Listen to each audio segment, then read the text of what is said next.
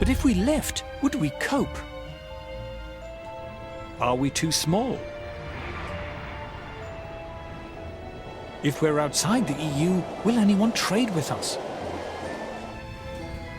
To find out, I'm heading to a European country which has steadfastly refused to join the EU. Switzerland.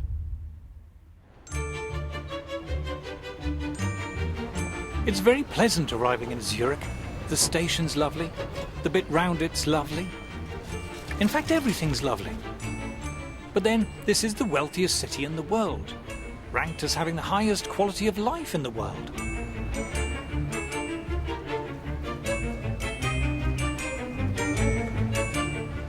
All the cliches are true. Everything is so neat and efficient. The people are so polite and obliging. And the buildings are beautiful. This place is wealthy, and it's obviously been wealthy for centuries. I want to know how the Swiss are managing to cope without the glorious benefits of EU membership. So I've come to one of Zurich's many lovely coffee houses to meet the veteran Swiss economist and writer Beat Kappeler. So Switzerland is not in the European Union. Is that a problem for you? No, because Switzerland has free trade agreements with many countries in the rest of the world, with Japan, China, Latin America. We're told we need to be in the EU for trade. But Swiss exports per head are 5 times higher than ours. In fact, they're about the most successful exporting nation in the world. Then we're told we need to be in the EU for jobs. We have a very high labor market participation. 83% of all people in working age work. That's much higher than the rest of Europe.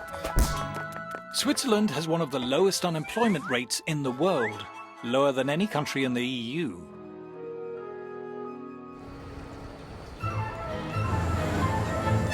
Don't be fooled by the mountains, the cows, and the cuckoo clocks, which are German, by the way. Switzerland is an industrial giant.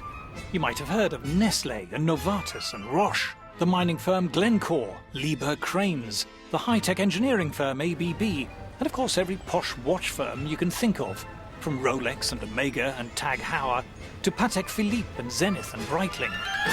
These are all world-beating giants. Just look at the most valuable companies in Europe. Novartis, Roche, Nestlé, they're all Swiss. Yep.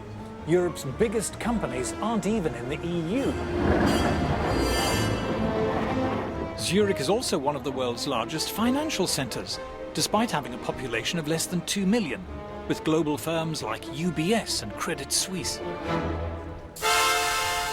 Per million of inhabitants, Switzerland has more multinationals than, I think, all other countries. No surprise, then, that Switzerland is about the richest country in the world, with a GDP per head around twice as high as ours. To make the point that actually if we left the EU we'd be just like another Switzerland, I think is totally bizarre. It is one of the most prosperous countries in the world. Switzerland doesn't just do a bit better than us, it does fantastically better than us. Needless to say, the Swiss are better paid than us, with average wages again around twice as high as ours. What's more, there is far greater income equality here.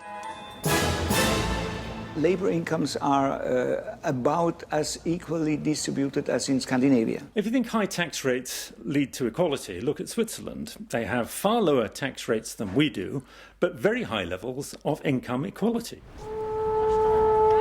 So, without the EU's help, the Swiss seem to be scraping along just fine.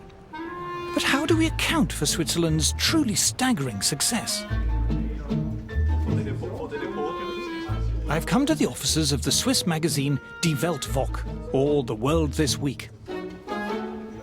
The reason why Switzerland is successful economically is that Switzerland is not a member of the European Union.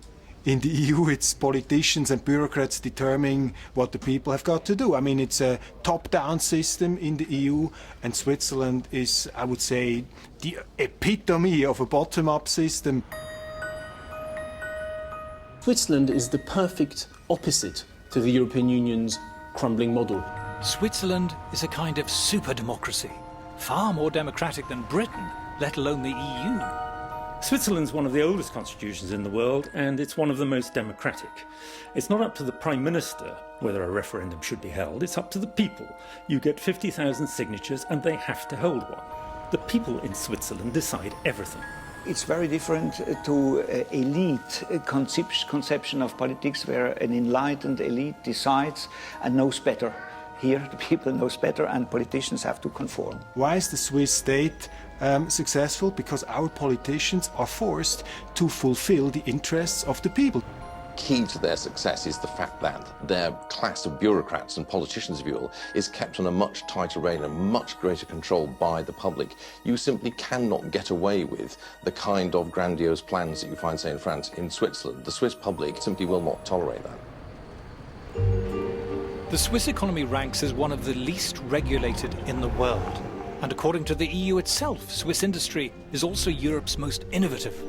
Too much regulation stifles innovation, limits creativity, and so we think this should be the foremost endeavor of politicians to eliminate regulations and not to create them.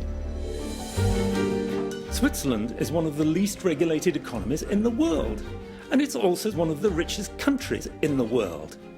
This is no coincidence. Do it like the Swiss, have some arrangements with Europe, but be independent and look to the world.